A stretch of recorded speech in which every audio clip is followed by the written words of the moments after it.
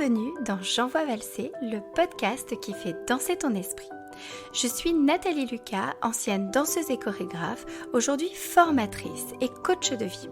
Je forme des danseurs professionnels et j'accompagne des personnes à se construire une vie qui leur ressemble. Je t'invite avec ce podcast dans mon monde rempli de développement personnel, de parentalité et de danse. Car moi je m'en moque, j'envoie valser, la société et ses cases à cocher, les jugements et les préjugés.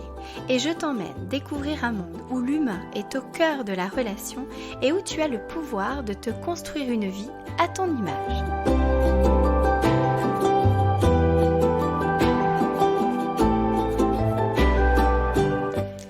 Dans l'épisode d'aujourd'hui, j'envoie valser la colère des enfants. Alors attention, ne vous y trompez pas.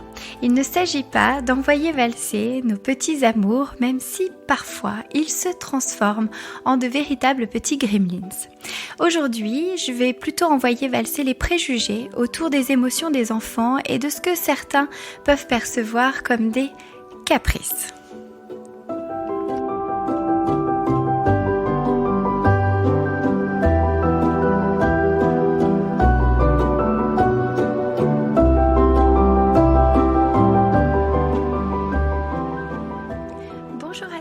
Je suis ravie de vous retrouver pour le 6e épisode du podcast.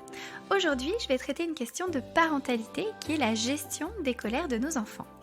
Si vous n'êtes pas parent ou pas futur parent et peut-être même que les questions de parentalité ne vous intéressent pas, je vous invite quand même à écouter cet épisode puisque finalement, il ne s'adresse pas qu'aux parents ou aux futurs parents, ou aux parents en devenir qui souhaitent avoir des enfants, il s'adresse à tous les enfants intérieurs qui sommeillent dans chacun des adultes que nous sommes. Je pense que nous sommes toujours en communication, j'ai envie de dire, avec notre enfant intérieur, ce petit être que nous étions petits et qui nous anime aujourd'hui encore. Alors, cet épisode va traiter des questions des colères et des émotions des enfants. On va envoyer valser quand même quelques préjugés qui me tiennent à cœur. Et peut-être que vous, en tant qu'adulte, ça va résonner, peut-être venir rassurer même votre enfant intérieur. Alors, j'aimerais d'abord commencer par un postulat en éducation positive et relationnelle, en tout cas un principe selon lequel les enfants ne font pas de caprices. En tout cas de 0 à 3 ans, les enfants ne sont pas en proie à des caprices, ils n'ont pas les capacités intellectuelles pour cela, leur cerveau n'est absolument pas arrivé à maturation. Et en fait, une émotion naît d'un besoin qui n'est pas satisfait. Et c'est vrai aussi chez l'adulte. De ce fait, on entend là où des gens voient des caprices, et donc, excusez-moi de vous le dire, mais à mon sens, des intentions malveillantes auprès de petits êtres complètement innocents et surtout très dépendants des adultes, nous, en éducation positive et relationnelle, on y voit plutôt des besoins qui ne sont pas satisfaits. Donc quand votre petit bébé pleure le soir, ce n'est pas parce qu'il s'est dit « Oh tiens, si j'embêtais papa, maman qui sont très fatigués de leur journée, c'est vrai que finalement je sens que je suis née pour les faire chier. » Excusez-moi mon vocabulaire. D'accord ? Non, c'est probablement qu'il a besoin de sécurité. Peut-être qu'il ne vous a pas beaucoup vu de la journée, qu'il a besoin de liens, besoin d'affection, besoin de votre présence, besoin de se sentir rassuré. Alors, bon, c'est un principe, je sais qu'il y a certaines écoles qui ne sont pas du tout d'accord avec ce principe-là, mais je pose ça là pour vous expliquer un peu tout le raisonnement qui va venir après. Dans la gestion des émotions, la différence entre l'adulte et l'enfant, c'est que l'adulte a un cerveau qui est arrivé à maturité à peu près à l'âge de 25 ans. Donc si vous voulez vous imaginer un ordinateur, votre cerveau c'est comme un ordinateur, vous avez 25 ans, ça y est, tous les programmes ont été chargés, ils sont opérationnels et on peut s'en servir. Avant ça, on a des logiciels qui sont déjà là, présents dans l'ordinateur, ils ne sont pas encore développés. D'accord ? Toutes les fonctions ne sont pas encore opérationnelles, si je puis dire. Et donc, l'adulte qui, lui, a un cerveau à maturité, on va dire, qui est terminé, d'accord ? Ce qui ne l'empêche pas d'évoluer, va pouvoir, lui, a priori, si on lui a appris, parce que ce n'est pas évident non plus, à gérer ses émotions, à les réguler. C'est ce qui nous empêche généralement, quand vous êtes fortement en colère, de vous rouler par terre en plein milieu d'un magasin, là où un enfant, lui, va s'autoriser à se rouler en plein milieu du magasin. Pourquoi ? Parce que lui n'a pas les capacités seul de réguler ses émotions, et j'entends par réguler ses émotions, retrouver ses esprits. Alors, pour vous expliquer ce qui se passe un peu dans le cerveau de l'enfant quand il est en proie à un stress, je parle de stress, mais je crois que quand on est en colère, ça provoque du stress en nous. Je vais juste vous expliquer, alors ça aurait été mieux en vrai de visu plutôt qu'à l'oral, mais écoutez, je vais me prêter à l'exercice. Et puis sinon, je vous encourage à aller sur YouTube et à regarder une vidéo qui s'appelle « Le cerveau dans la main » de Dan Siegel.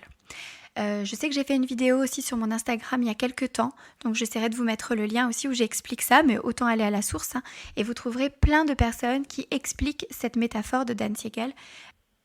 Alors en gros, voilà ce qui se passe dans votre cerveau. Vous allez imaginer que vous avez un agent de sécurité dans votre cerveau qui est situé dans notre cerveau limbique, donc on va dire au milieu de notre cerveau.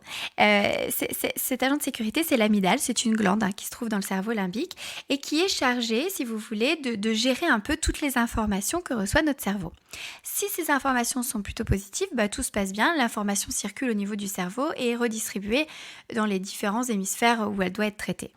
Si vous imaginez, vous êtes au beau milieu de votre cerveau et là, vous voyez entrer un homme cagoulé tout en noir avec des armes à la main, probablement que vous allez vous dire que éventuellement, on est peut-être en milieu hostile là à cet instant-là. Donc quand l'amygdale perçoit un danger, perçoit quelque chose qui n'est pas OK pour elle, elle va déclencher l'alarme, et dans notre cerveau, déclencher l'alarme, ça signifie déclencher les hormones du stress, la sécrétion des hormones du stress, noradrénaline, adrénaline et cortisol. Et si vous voulez, ces hormones ont pour fonction d'inhiber une partie du cerveau qui est le cortex préfrontal, où se trouvent nos capacités, on va dire, à réfléchir, à anticiper les conséquences de nos actes, nos capacités de moralité, nos capacités de langage, nos capacités de prise de recul. Et donc, quand on est en proie à un fort stress ou à une forte colère, notre cerveau est totalement inhibé, de nos fonctions, on va dire, de nos fonctions exécutives. On est en instinct de survie, donc on agit de manière très, entre guillemets, primaire. Donc soit on fuit la situation, soit on attaque, soit on reste paralysé, tout simplement. Pourquoi je vous dis ça ? Parce que nous, en tant qu'adultes, on est capable de reconnecter notre cortex préfrontal à notre cerveau limbique et de prendre du recul et d'apaiser nos sensations. Chose que l'enfant, lui, n'est pas en capacité de faire seul.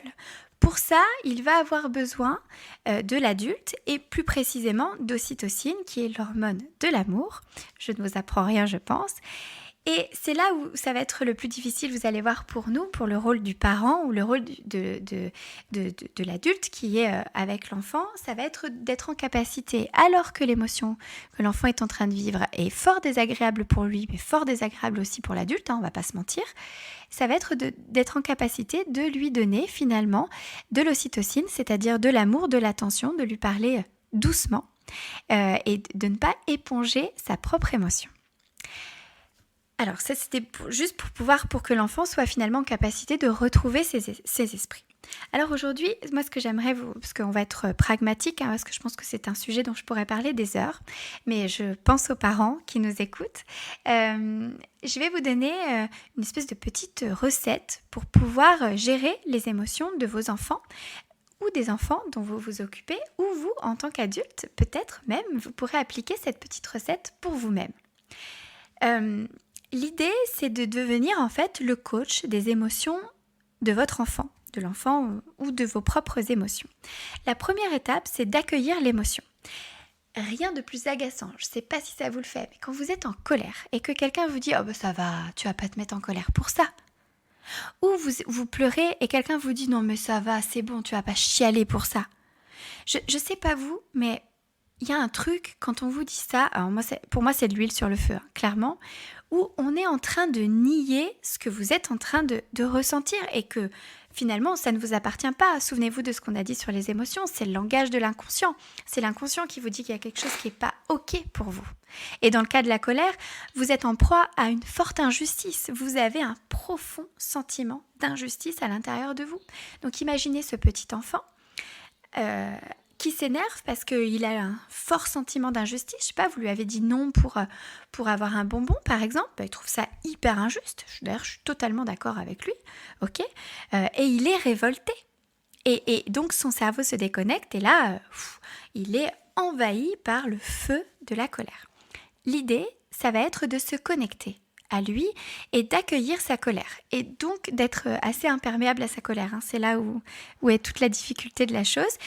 Mais il faut bien avoir conscience que cette colère n'a rien à voir avec nous. Hein. C'est lui qui est en colère. Lui aussi est responsable de ses émotions, bien qu'il soit fort dépendant de l'adulte.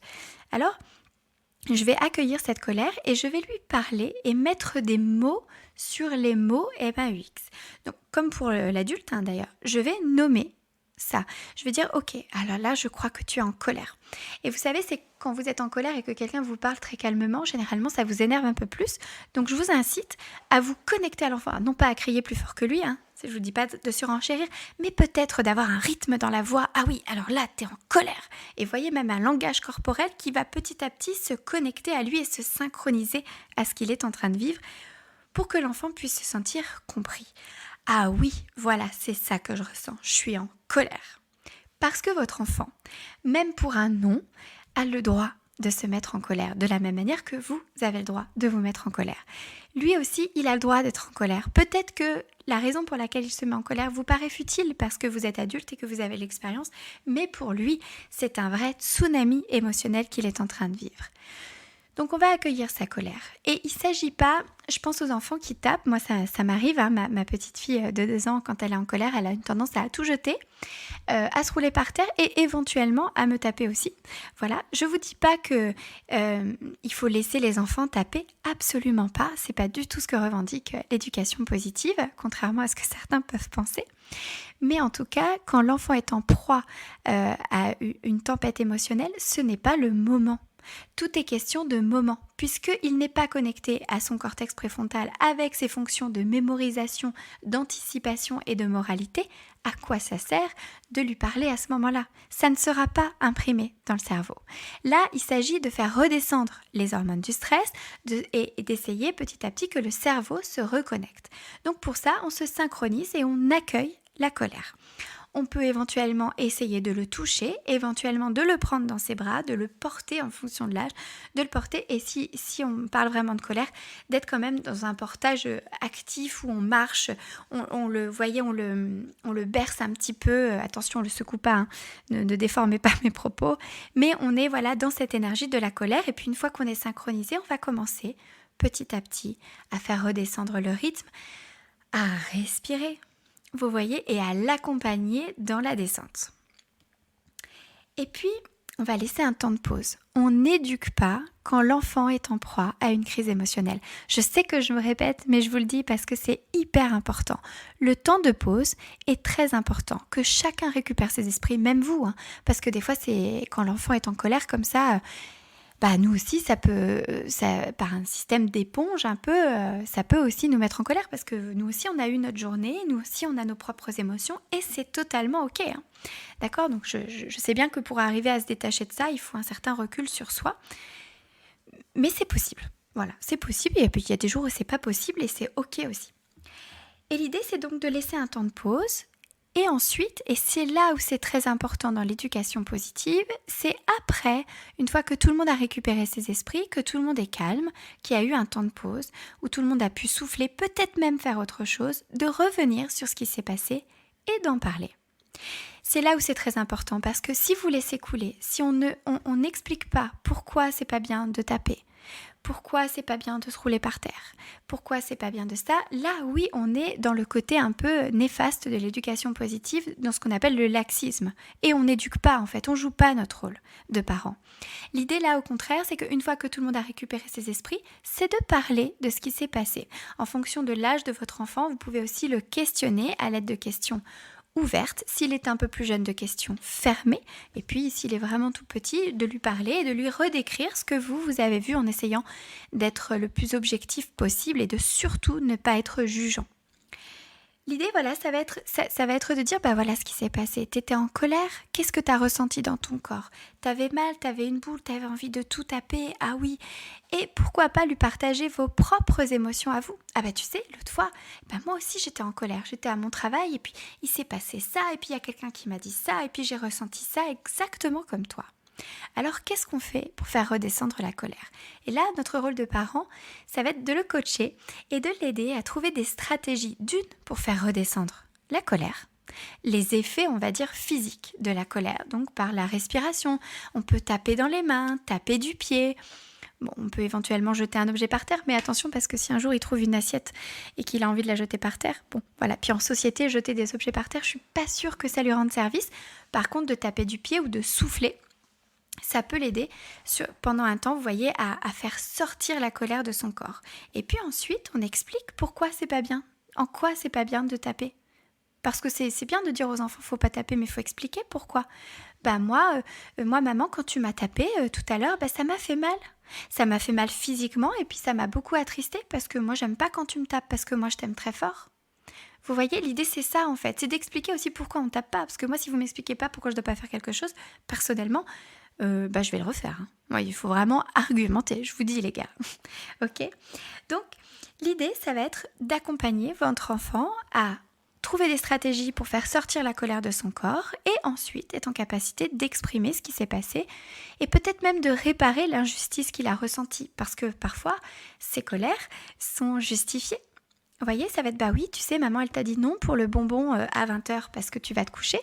Mais si tu veux, on se dit que demain, après le repas du midi, tu auras le droit à un bonbon. Est-ce que ça, c'est OK pour toi? Qu'est-ce que t'en penses, toi? Ou à quel moment, en fonction de l'âge de votre enfant, vous pouvez le laisser réfléchir et trouver des solutions lui-même. Vous allez voir qu'ils sont très, très, très doués à trouver des solutions. Et lui demander ce que lui, il en pense et quand est-ce qu'on pourrait plutôt manger un bonbon. Voilà. Et aussi, pourquoi on ne mange pas de bonbons à 20h, quoi? Parce que c'est du sucre, parce que ça excite, parce qu'après on est fatigué le lendemain, etc. Et vraiment leur expliquer, comme vous expliqueriez à un adulte, alors avec des mots adaptés, un vocabulaire adapté, une intonation adaptée. Petit conseil aussi, il existe beaucoup de livres aujourd'hui qui parlent des émotions. Je pense notamment à la couleur des émotions. Je vais vous mettre en description de l'épisode aussi d'autres références que j'ai pu trouver. Et vous allez voir que ces livres, il y a même aussi des livres, vous savez, avec des petites chansons. Moi, j'en ai une pour ma fille qui l'aide beaucoup. Et quand elle est en colère, l'autre fois, elle est allée elle-même chercher ce que je lui dis. Oula, Rose, t'es en colère. Elle est allée chercher elle-même le livre. Je vous avoue que j'étais assez impressionnée. Et elle a mis la chanson de la colère. Et dans cette chanson, on dit qu'on souffle 3 fois sur la colère. Alors on essaye, ça marche pas tout le temps. Mais gardez à l'esprit que c'est dans la répétition de cette petite recette des émotions que ça va porter ses fruits. Et voilà, de vous servir de ces ouvrages aussi pour aller éduquer une fois que la tempête émotionnelle est passée. Ces ouvrages vont pouvoir vous aider. Les enfants sont très réceptifs à ces histoires. Il y a aussi des histoires qui parlent de la colère, de comment gérer la colère. Et écoutez, moi je trouve ça assez efficace. Vous avez aussi ce qu'on appelle les cartes des émotions que vous pouvez trouver. Je vous mettrai les références aussi également dans la description de l'épisode. Et ce sont des jeux de cartes avec voilà l'émotion, voilà ce que je ressens en forme un peu de smiley. Et voilà comment j'aimerais être et voilà comment je vais faire pour être comme ça. Voilà. Donc, si vous deviez retenir quelque chose de l'épisode, déjà je vous demande qu'est-ce que vous retenez de cet épisode et qu'est-ce que vous avez peut-être envie d'essayer et de mettre en place avec vos enfants. Encore une fois, n'hésitez pas à me contacter pour plus de précisions. C'est un sujet qui est très délicat à parler et chaque situation, chaque enfant, chaque parent est différent. Surtout, ne soyez pas dans l'autoflagellation si vous n'avez pas accompagné vos enfants, que vous avez plutôt nié leurs émotions. C'est totalement OK. Vous aussi, vous êtes des êtres humains. Vous aussi, vous êtes en proie à des émotions et c'est totalement OK. La seule chose que je peux vous dire aujourd'hui, c'est de retenir que notre rôle en tant que parents, ce sont de les accompagner dans la régulation de leurs émotions, de leur apprendre à développer leur intelligence émotionnelle, c'est-à-dire d'arriver à mettre des mots sur ce qu'ils ressentent, à mettre en place des stratégies pour diminuer les effets physiques de l'émotion, et ensuite d'apprendre à avoir le comportement adapté à l'émotion qu'on ressent. Encore une fois, n'oubliez pas qu'on distingue toujours l'émotion du comportement. On a le droit d'être en colère, mais on n'est pas obligé de se rouler par terre.